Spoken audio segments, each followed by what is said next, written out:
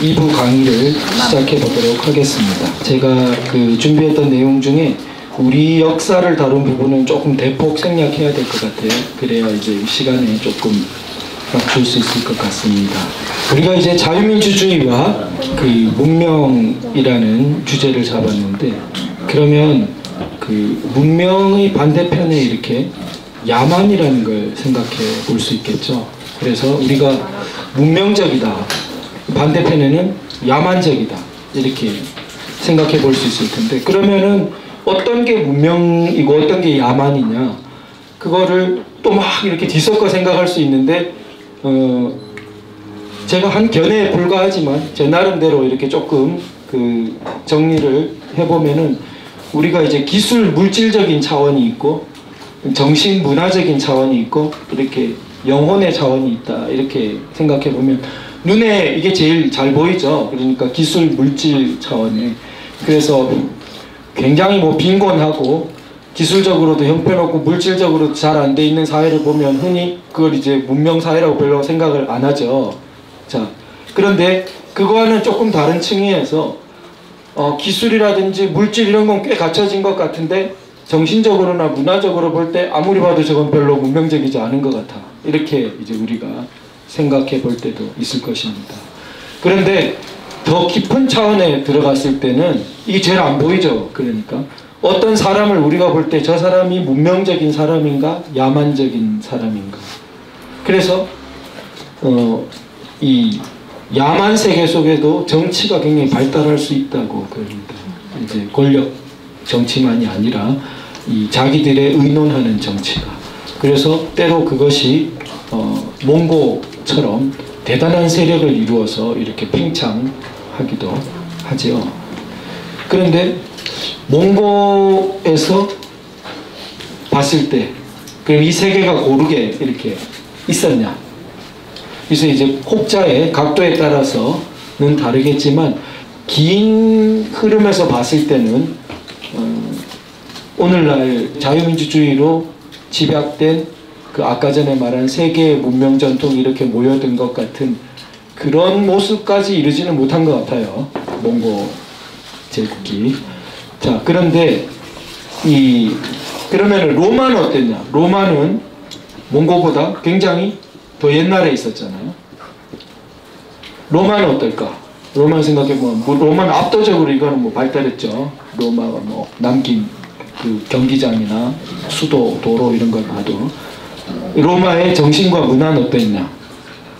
로마의 학문이라든지 당시의 문화, 정신적인 부분도 상대적으로 봤을 때 당시 세계에서 굉장히 대표적이라고 볼만했죠. 로마의 영어는 어떻겠냐? 이게 굉장히 좀 로마는 문제적이에요.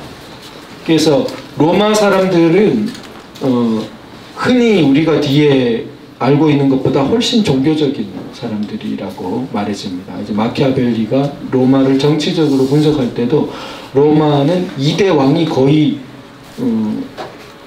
약간 종교인 비슷한 사람이에요. 1대 왕은 안 그렇고 1대 왕은 굉장히 좀 폭력적인 정복자 스타일이고 2대 왕은 굉장히 종교적인 사람.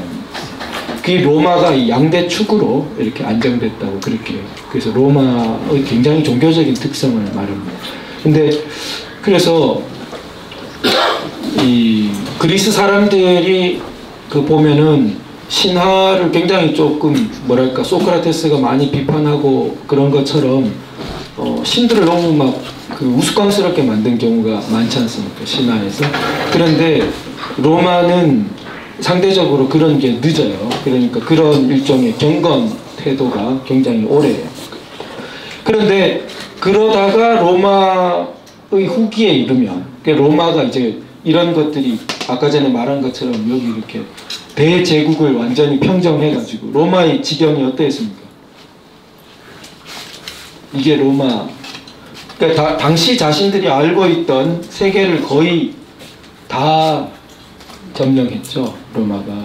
그런데 이 광대한 그 옛날에서 그것도 황제를 세워가지고 이 로마에서 이거를 통할하고 있는 것입니다. 그 옛날에. 그러니까 이 사실 기적적이죠. 그러니까 오만이 크기가 쉽죠. 그래서 이미 제정 로마 시대에 이르면은 로마가 그 공화정을 거칠 때까지 가졌던 이런 부분, 로마의 원초적이었던 로마 종교성 부분은 굉장히 이렇게 깎여 나간 거로 이렇게 보입니다. 그러니까 제국은 어떻게 보면 이 밑에 기초가 굉장히 허물어진 상황으로 가고 있었고, 그래도 껍데기가 있으니까 수백 년을 더 버티지만 사실 기초가 굉장히 허물어져 있었고, 그 허물어진 기초에 그 자리를 대체해버린 것은 뭡니까? 기독교가 다 대체해버렸습니다. 그래서 급속하게 이 광대한 지역에 기독교가 다 들어갔고, 그래서 이 하느님의 섭리라고 볼 수 있겠죠. 로마가 다 통일시켜 놓은 자리에, 그래서 그처럼 급속하게 이제 기독교가 다 등할 수 있었던 것이고, 그래서 이제 새로운 싹은 여기서부터 이제 기독교에서부터 다시 이제 올라오게 됐던 거죠. 이렇게 로마는 몽고와 비교해 봤을 때 훨씬 이게 좀 보다 문명이라고 우리가 부르는 전형성에 더 가까운 좀 모습을 볼 수 있겠죠. 그런데 이 로마에 굉장히 근접해 있는 근대 세계에 그것이 영미입니다. 그것이 실제로 미국이에요. 그래서 미국을 로마에 비견하는 그 어떤 시각은 세계 학계에서 굉장히 뭐 널리 이렇게 연구되어 온 주제이고, 그래서 영국이 사실 그 이미 서곡을 깔아놓은 거죠. 대영 제국에서부터 그 영미가 긴밀한 관계에 있기 때문에. 그래서 그 다음에 미국이 이어받아서 그 예전에 로마와 같이 우리가 아는 세계 전체에 대해서 강대한 그 영향력을 갖고 있는 그런 구조를 좀 볼 수 있습니다.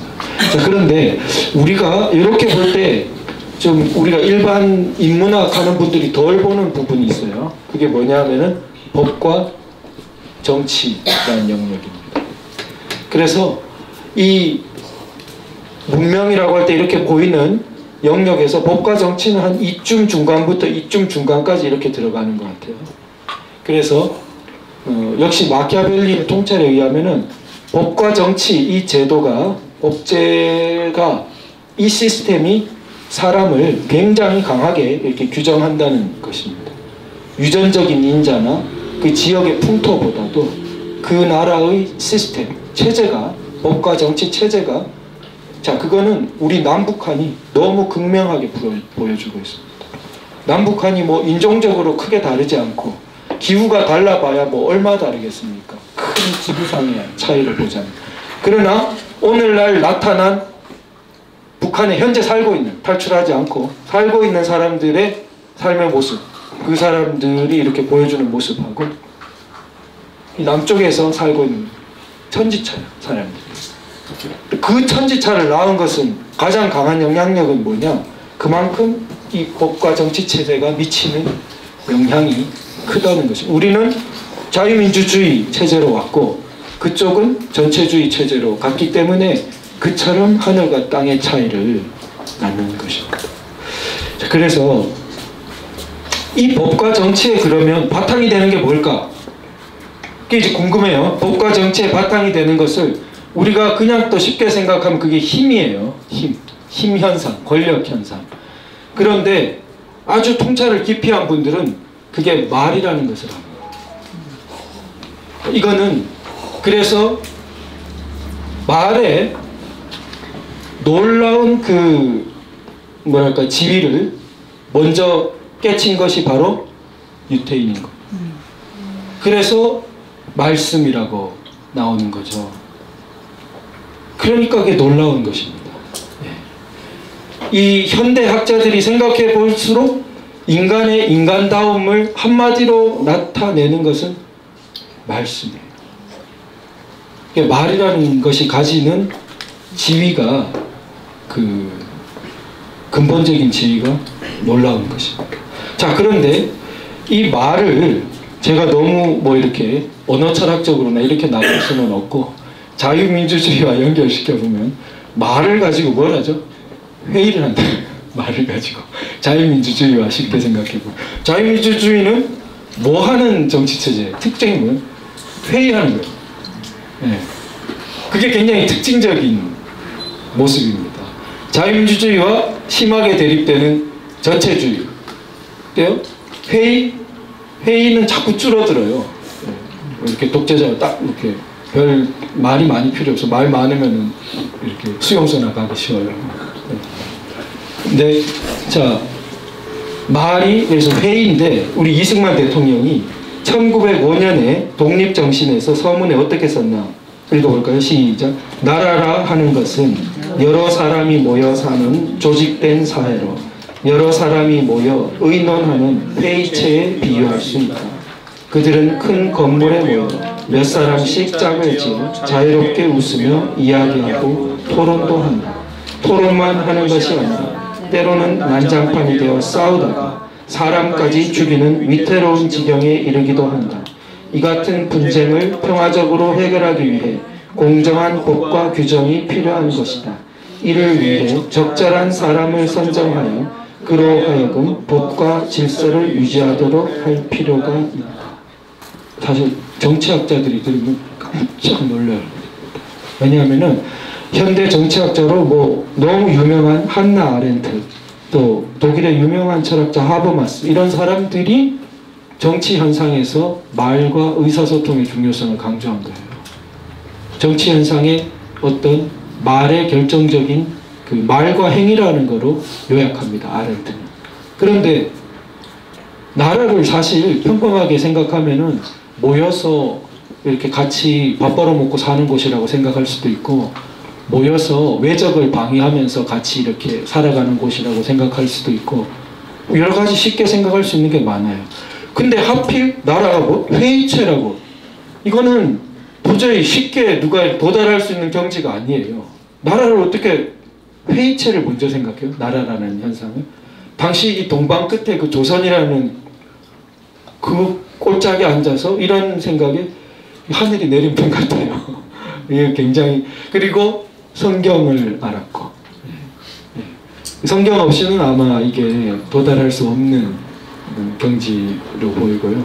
그래서 이게 회의체라 하면서 사람을 죽이는 데까지 이르는 갈등 관계까지 이야기하잖아요. 나라에서 일어나는. 그러니까 나이브한 회의가 아니에요. 그냥 이거를 책을 보고 배운 사람은요, 이런 생생한 비유를 하지 못해요. 책을 보고 이렇게 쓰는 글은요, 이런 힘이 없어요. 굉장히 생생하잖아요. 그러니까 나라 모여서 회의하는 국회 같은 것만 생각하지, 하다가 사람을 죽이는 데까지 싸우기도 한다, 이런 말을 잘 못한다고요. 이건 굉장히 체화된 깨달음을 가진 사람이 쓴 글이에요. 이런 글은. 그래서 그런 경지에까지 이승만 대통령이 갔습니다. 그래서 우리가 이제 동양을 좀 이야기해 볼 때 출발이 이승만 대통령. 왜냐하면 이승만 대통령은 사실 한학을 깊이 한 분입니다. 나이 30 정도까지. 그래서 우리 옛 전통을 다 흡수했다고 볼 수 있는 분입니다. 그리고 그 위에 서양 문명의 어떤 정수까지, 그러니까 유대 기독교적 전통과 그리스 로마 문명의 전통까지, 전공이 또 국제법이죠. 그리고 영미의 보통법 전통까지 제가 말한 3요소의 대전통을 다 흡수했어요. 그러니까 이승만 대통령은 선구자예요. 이 우리 동양의 전통과 서양 문명의 전통을 한 몸에 다 이렇게 살았어요. 놀랍습니다. 이런 걸 몰랐어요, 저는. 나이 들도록. 나중에 알았어요. 나중에 알고 깜짝 놀랐습니다. 그러면 제가 자유민주주의에서 세 가지를 다 서양 쪽에 있는 걸 얘기했기 때문에 이제 소외감을 느껴요. 우리가 뭐 동양에는 뭐 아무것도 없나 뭐 이렇게 소외감을 느낄 수가 있습니다. 그 문명적으로 이렇게 볼 때는 중국에 그러면은 자유민주주의적인 요소가 없었냐? 서양의 학자들이 그렇게 보지 않아요. 네, 이 중국 문명 속에 자유민주주의적인 요소가 있었다라고 보고, 그런 것을 연구했기 때문에 사실은 중국이 시장 경제를 통해서 점진적으로 자유민주 체제로 바뀔 것이라고 기대했습니다. 그런데 오늘날 얼마 전에 시진핑이 거꾸로 갔죠. 자유민주주의 체제로 열리기는커녕 진시황적인 체제로 거꾸로 가버렸어요. 그것은 제가 볼 때는 중국의 두 얼굴을 반드시 우리가 염두에 둬야 됩니다. 이게 중국의 두 얼굴일 뿐만 아니라 어쩌면 우리의 두 얼굴일 거예요. 이 두 얼굴이 있어요. 두 흐름입니다. 그래서 우리한테는 휴전선 이북과 이남으로 나타나 있는지도 모르는데 이 두 흐름이 중국에 있어요. 이 한 흐름이 진시황적인 흐름이에요. 이게 아주 끈질긴 중국의 진시황적인 흐름, 전제적이고 이 제국 질서, 이런 그 흐름이 연면이 흐르고 있습니다. 근데 한편으로 중국이 이것만 있냐? 이게 아니에요. 이거 말고 다른 중국의 흐름이 있어요. 이게 자유민주주의적인 싹을 갖고 있는, 여기에 예를 들면 공자라든지 소동파라든지 이런 사람들이 대표적인 이런 흐름을 드러내는데, 왜 자꾸 소동파 그러냐면 대만의 지식인 이모당이라고 있습니다. 이모당이라는 사람이 소동파 평전을 썼어요. 그 소동파 평전에 이런 모습이 굉장히 잘 나타나고, 지금은 대만이 중국 크기에 비해 이렇게 작으니까 이모당이라는 대만을 선택한 학자도 작아 보이죠. 그러나 제가 볼 때는 그 사람은 굉장히 선구자예요. 중국인으로서 이 사람이 이제 미국을 알았기 때문에 그쪽을 선택한 것 같아요. 자유민주주의 중국을 선택한 거죠, 이 사람은. 그리고 그 사람이 옛날을 돌이켜 봤을 때 그 수많은 중국 인물들 중에 하필 왜 소동파를 택했겠어요? 그러니까 이 자유민주주의를 체화한 사람이 봤을 때 중국의 인물들 중에 자유민주주의 문화를 굉장히 잘 나타내 보인 사람이 소동파였기 때문에 제가 이해하기에는, 그래서 그 한정된 시간에 그 사람을 골랐었다는 거죠. 그래서 기회가 되시면 소동파에 관한 뭐를 보시면 굉장히 제가 봤을 때 어느 걸 보시더라도 통할 거라고 생각합니다. 이 소동파를 누구하고 대립시켜 보면 딱 되는 게 왕안석이에요. 이 공산주의자들, 사회주의자들이 떠받드는 사람이 여기 왕안석입니다. 이 사람은 변법이라고 그래가지고 송나라 때 나라 전체를 뒤집어 엎는 막 변법, 법을 바꾸는, 제도를 완전히 뒤집어 엎는 걸 시도한 사람이에요. 소동파는 자유민주주의자니까, 싹이 있는 사람이니까 어떻겠습니까? 체질적으로 그런 거 싫어해요. 다 뒤집어 엎어가지고 나라 전체 법을 바꾸려 그러면 안 된다. 그럼 굉장한 무리가 일어난다. 그래서 당이 구법당, 신법당, 당이 나뉘어요. 그래서 이 사람들은 소위 보수주의자에 해당하는 구법당인데, 이게 그냥 수구 세력이라고 보기 어려워요. 그러니까 마치 버크의 보수주의 같은 그런 구도가 형성된 거예요. 당시 프랑스 혁명처럼 이 사람이 사실 뒤집어 엎었어요, 중국을. 그래서 왕안석의 신법당이 자기는 좋은 의도로 했겠죠. 네. 자기는 좋은 의도로 했겠지만 문혁처럼 난리가 난 겁니다. 이제 온 곳에. 그래서 그 국가가 뭘 전매하고 막 이러거든요. 그러니까 물자가 말라버리고 막 이래요.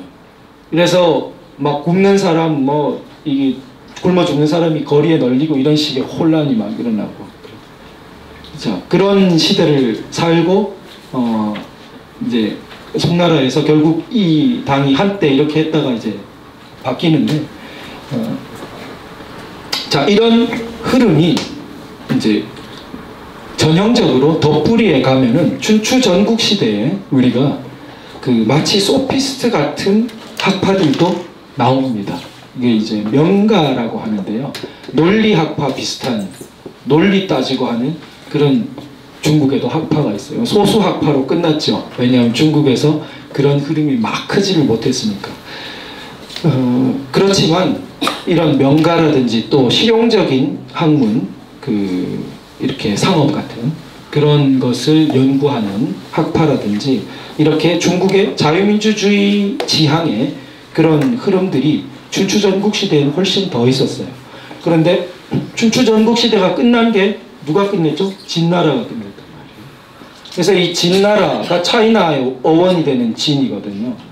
그러니까 중국의 이 제국적인 전제주의적인 흐름을 대표한다고 볼 수 있습니다. 그래서 이 진나라가 들어선 후로는 이 흐름은 중국에서 항상 그 전면적으로 실현되지 못해요.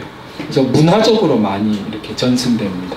그래서 학자들이라든지 예술가들이라든지 뭐 이런 인문적인 형태로 많이 저 흐름이 물려져 내려왔다고 볼 수 있습니다.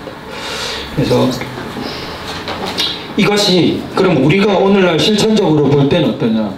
항상 두 흐름을 생각해야 되고 이게 사실은 억눌려 있어요.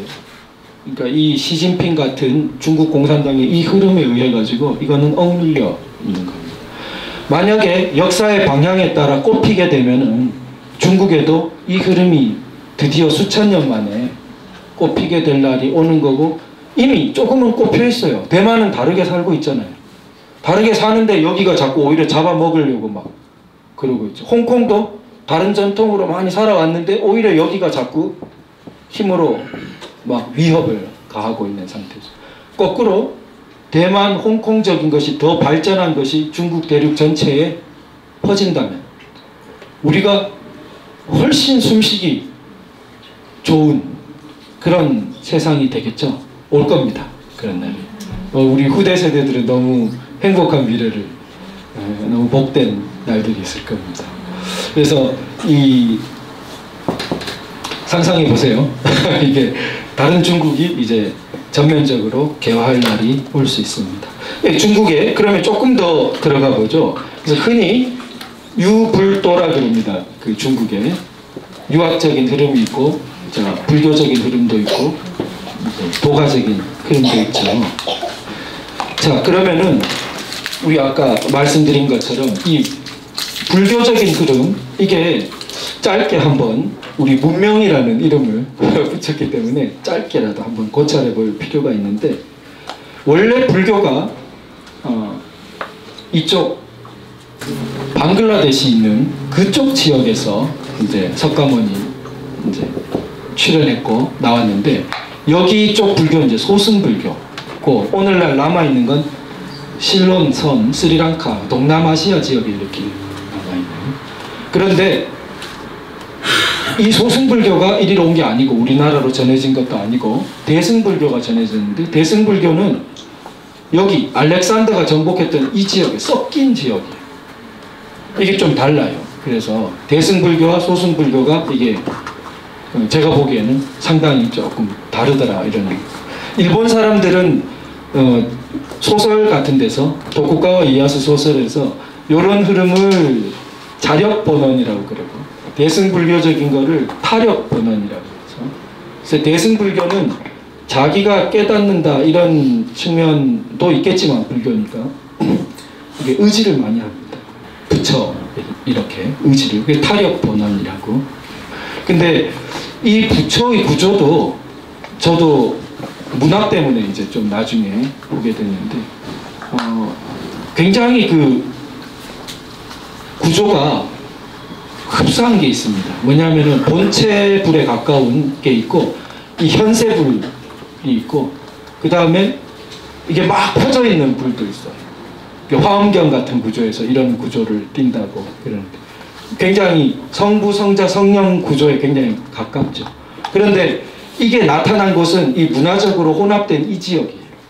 그러니까 헬레니즘이 퍼져나갔던 아프가니스탄 있고 한 그 지역에서 대승불교가 출현합니다. 그런데 이 출현한 대승불교가 어때요? 여기는 선교의 개념이 있는 거예요. 대승, 중생구제이기 때문에. 그래서 이 선교사들이 사실 중국은 불교 신자가 하나도 없는 데서 출발하죠. 이쪽에서 나타났으니까. 한 사람도 없던 중국을 약 한 600년? 한 5, 600년 걸쳐서 최초의 선교사가 가고 또 가고 뭐 이쪽 티벳이나 이쪽 히말라야 어간에 살던 이런 사람들이 이름 없는 나라들이 선교사를 파송하는 거예요. 이리로 가고 또 가고 또 가고. 그 역사책에 보면 뭐 서쪽으로부터 누가 왔다 막 이렇게 나오지 않습니까? 그 사람 다 선교사예요. 그래서 마침내 한 5, 600년 지난 당나라에 이르면은 중국 전체를 불교 국가로 만들고, 그래서 그런 당나라 때 우리 삼국도 거기에 영향을 받아서 상당히 그런 그 모습이 셌고, 그 중에서도 불교 국가 형태로 제일 셌던 것이 신라입니다. 법흥왕 이래로 그것이 이 자유 대한민국의 모습과 굉장히 닮아 있어요. 신라가 원래 보통법적인 요소도 제가 오늘 못했지만 갖고 있는 데다가 당시 발달한 당나라의 그 기초가 되는 불교를 불교 국가화한 그런 모습까지 가졌어요. 그러니까 역사의, 제가 쓰는 표현으로 역사의 정방향에 서 있었던 것이죠. 따라서 크기상으로는 작아 보여도 신라가 삼국을 통일하는 것은 역사의 정방향에 서 있었다. 그래서 나당 연합이 삼국을 통일하게 되는 것도 상당히 이렇게 그런 문명의 흐름으로 볼 때에는 굉장히 우연만으로 볼 수 없는 흐름들이 있습니다. 그런데 이런 불교적인 흐름에 보면요, 그 모든 인간이라는 구도가 여기에 나타나요.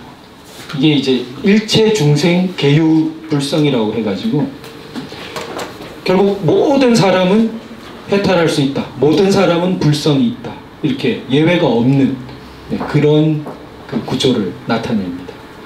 그런데 이게 자유민주주의 이렇게 만나지 못하죠. 그렇게까지는 만나지 못했죠. 그거는 유학적인 흐름, 불교적인 흐름, 도가적인 흐름 다 마찬가지입니다. 그래서 중국은 이 서양의 이런 충격이 오기 전에 사실 정신적으로 굉장히 황폐한 상태에 처했어요. 왜 그랬냐면은 이 유학이, 중국 유학은 송나라 때 절정기에 달합니다. 그래서 송나라 때의 이 절정기에 달한 유학에서 그 강조한 그 사서삼경 그 대목에 인심유의 도심유미라는 구절이 있어요. 그러니까 그 사람의 마음은 오직, 오직 유자입니다. 오직 위태롭고, 그래서 또 한편으로 도심, 이걸 뭐라고 해석할 수, 여러 다양한 해석이 있을 수 있겠습니다만 어쨌든 이 도심은 오직 아주 미약하다, 이렇게 마치 엘리야의 세미한 소리 나오는 것처럼 이렇게 아주 미약하다, 이렇게 쓰고 있는데 이것이 중국의 아주 오랜 경전인 서경에 나옵니다. 그러니까 이런 구조가 마치 우리 사도 바울의 서한에 나타나는 영과 육의 대조라든지 우리 그 성령과 우리 성령에 사로잡힌 마음과 그렇지 않은 그 인간의 죄성 사이에서 이렇게 구조가 굉장히 좀 제가 볼 때는 통하는 면이 있는 것 같습니다. 그런데 이런 그 유학이 그 정신적인 지주로 이렇게 계속 가지를 못하고 송후의 명 이렇게 거치면서 명나라는 이 지배 체제가 그 상당히 조금 야만 기질이 많아요. 지배 체제가. 그러니까 이 송나라 때 발전한 이런 좀 인문적인 것을 잘 수용을 못합니다. 그러면서 이게 수용이 안 되고 그러니까 정신적인 것들이 현실 세계에서 같이 융합이 잘 안 되니까 별로 빛을 발하지 못하고 점점 청나라에 가면 유학이 어떻게 보면 고증학으로 변하죠. 저 양명학 이때를 거쳐서 고증학에 이르면은 저건 그야말로 서양 실증주의 비슷하거든요. 뭐 글자 자꾸 비교해가지고 진짜 뜻이 뭐냐 그러고 이래요.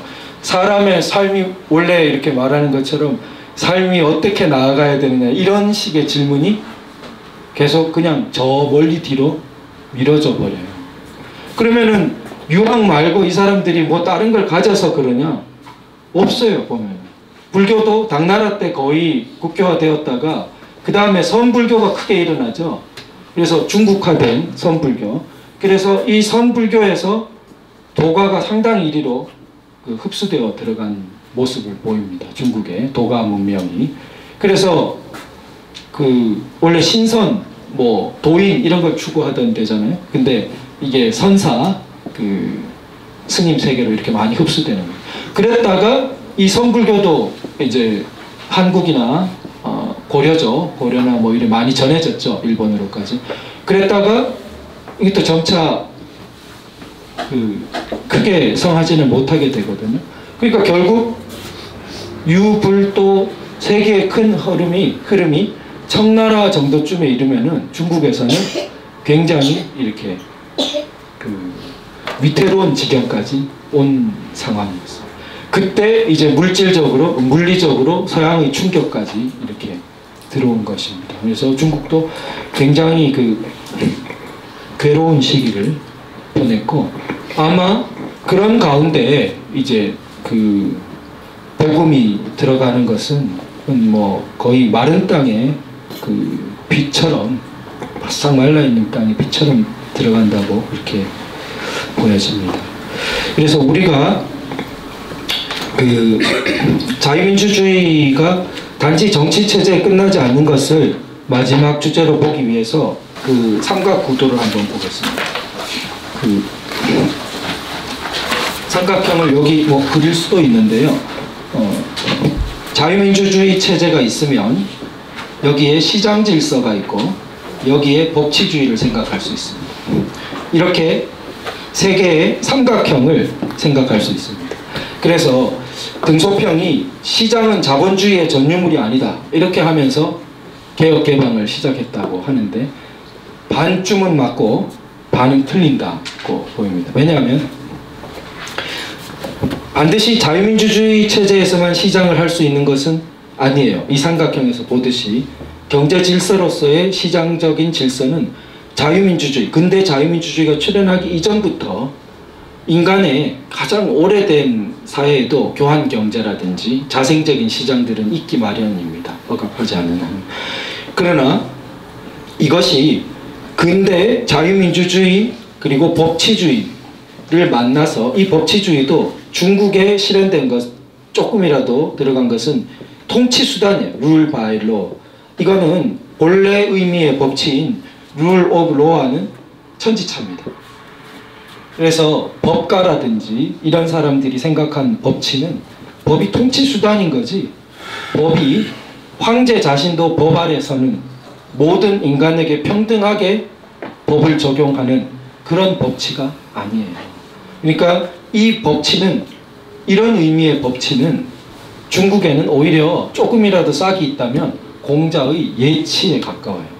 공자가 생각한 예는 강제성 있는 법은 아니지만 왕도 따라야 되고 모든 인간이 예외 없이 예 아래 있어야 되고 그건 평등하게 모든 사람에게 적용돼야 되는 거기 때문에 구조상은 공자가 오히려 룰 오브 로의 싹은 갖고 있지만 서양적인 룰 오브 로는 그 실현된 적이 별로, 패러다임 자체가 잘 없다는 겁니다.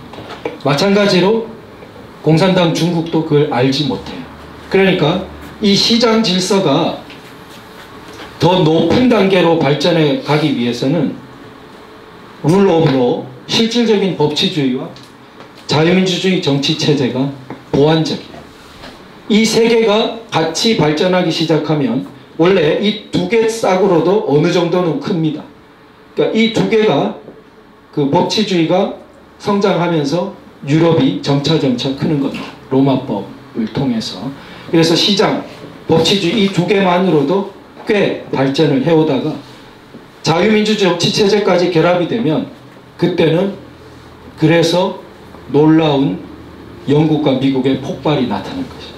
그래서 영국과 미국이 근대 세계의 주역으로 등장하게 된 배경에는 이 삼각형의 역학구도가 숨어있는 것이죠. 그래서 상호 상승작용을 일으켜요. 쇠퇴하면 반드시 영향을 줍니다. 우리나라의 탄핵 사태 이래로 법치주의가 자꾸 깎이자 자유민주주의 정치체제도 자꾸 위협을 받고, 나아가서는 토지 공개념의 도입이라든지 국가 의존 경제의 형태로 준사회주의적인 형태로 자꾸 가려는 흐름이 나타나게 됩니다. 필연적으로 이 삼각형이 그렇게 작동을 해요. 그래서 중국은 그럼 어떠냐? 이게 크면 이거가 따라 커줘야 되는데 이게 따라 커주는 거는 공산당 독재 체제를 위협하고 기득권층을 위협하죠. 그러니까 이건 안 하고 이것만 해보겠다고 자꾸 그러는 거죠. 이걸 안 하고 이것만 해보는 것은 한계가 있을 수밖에 없다는 것이 우리가 역사적으로 보면 통찰할 수 있을 것 같습니다.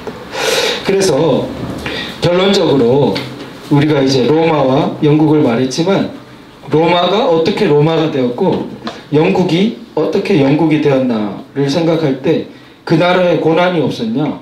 로마사나 영국사를 봤을 때는 오히려 너무 힘든다면서. 영국만 해도 거기는 정복 왕조가 100년 단위로 막 이렇게 몇 번을 바뀔 만큼. 그래서 영국말이 세계화가 될 수 있었던 바탕에는 너무 여러 나라 뿌리 말이 섞였기 때문에 아픈 과거가 있습니다. 그러니까 프랑스어 계열의 이 라틴 말도 섞이고 게르만 말도 섞이고, 그러나 그 아픈 과거를 녹여내서 역사를 녹여내서 오늘날의 영국이 된 것입니다. 그것이 창조적 응전인 거예요. 그래서 그런 것을 우리 이 옛날 한문에 이제 온고의 지신이라고 하죠. 그래서 우리 성경에는 잠언 1장 7절에 야훼를 경외하는 것이 모든 지식의 근본이다, 이렇게 했습니다. 왜 야훼를 경외하는 게 모든 지식의 근본이 될까? 우리 동양에서는 이게 이제 옛 것을 오는 따뜻하게 계속 이렇게 꼬무작꼬무작 옛 것을 품고 따뜻하게 데우고 어떻게 해보고 이렇게 하다가 그걸 통해서라고 있습니다. 그걸 통해서 새로운 거를 알게 된다, 새로운 거로 나아간다, 이렇게 되거든요. 그냥 이걸 평면적으로 옛 것도 알고 새 것도 알면 좋은 거다, 그렇게 읽지 않아요. 훨씬 그것은 표충적이죠. 왜냐하면 사실은 자기들은 새 걸 한다고 생각하지만, 예를 들어 아까 보카치오 보셨죠? 그런 문화를 막 사는 사람들이 인류 혁명을 한다고 생각하고 그런 문화를 막 사는 사람들이 있어요. 근데 어때요? 보카치오 알면 우습죠? 1300년대 보카치오가 써놓은 걸 살 뿐이면서 마치 대단한 문화혁명을 하는 것처럼 그런 행위를 한다. 그게 옛 것도 알고 새 것도 알고, 그것보다 더 경박해지면 어떻게 되냐면은 적폐청산이에요. 옛 거는 필요 없고 그냥 갈아엎고 새 걸 하겠다. 반문화적이고 반문명적입니다. 그것이 뭐라 했어요? 문명의 반대가? 그것이 야만으로 가는 지름길. 그래서 야훼를 경외하는 것이 지식의 근본이에요. 야훼를 경외한다는 게 뭘까? 지식이란 게 너무 보잘것없죠. 전지전능하신 분이 야훼인데 아무리 지식을 해봐도 보잘것없잖아요. 굉장히 모순적이잖아요. 근데 야훼를 경외하는 게 왜 지식의 근본이야? 그러니까 한편으로는 이 새로운 게 진정한 새로운이라고 우리가 부를 수 있는 게 어디서 나오는지를 보여주는 겁니다. 그러니까 우리가 알면 자기가 모르는 걸 더 잘 알게 된다고 그러죠. 어디까지 모르는지를. 그러면 자유민주주의가 유대 기독교적 전통도 있고 그리스 로마 전통도 있고 게르만의 이 보통법 전통도 있고 이래가지고 미국은 여기 이걸 다 받아가지고 우리는 이걸 이렇게 굉장히 배우고 있는데, 그럼 우리는 뭐지? 허탈하다, 이렇게 생각할 수가 있어요. 그런데 아까 봤듯이 한때 그리스, 한때 로마, 한때 영국 전부 어땠던 사람들이에요? 이 사람들 다 앞에 거 필사적으로 배웠던 사람들이에요.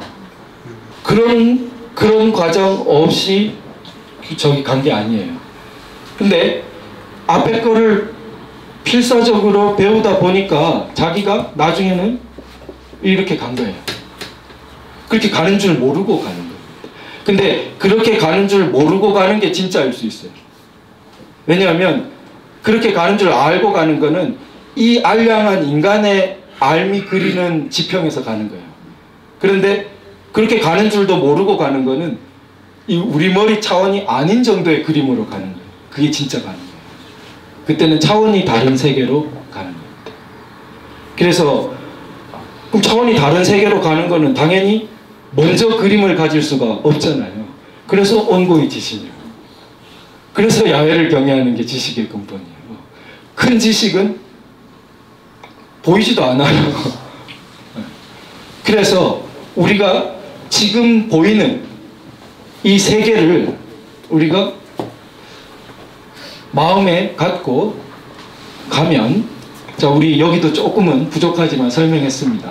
이런 부분에서 갖고 가면, 열심히 그거를 가면 어느 날인가는 우리가 옛날에 영국처럼 어떤 새로운 지평에 가 있을지 모른다. 저는 간다고 생각합니다. 네. 네. 그래서 그런 이 크고 소중한 역사를 가기 위한 우리 희망의 우리 어린 싹들이 여기 많이 오셨는데 굉장히 기쁜 마음이고 축하드리고, 이상으로 제 부족한 강의를 마치도록 하겠습니다. 감사합니다.